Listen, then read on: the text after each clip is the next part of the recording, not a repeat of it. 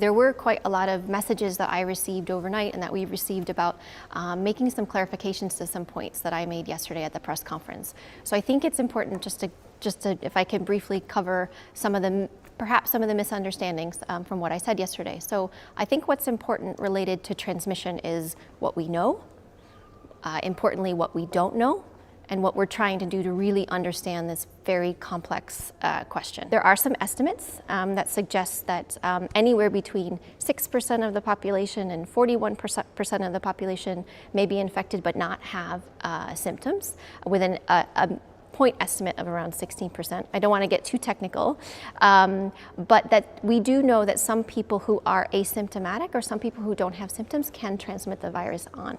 And so what I was referring to yesterday in the press conference were a very few studies, some 2 or 3 studies that have been published that actually try to follow asymptomatic cases, so people who are infected over time, and then look at all of their contacts and see how many additional people were infected. And that's a very small subset of studies. And in that, I use the phrase very rare.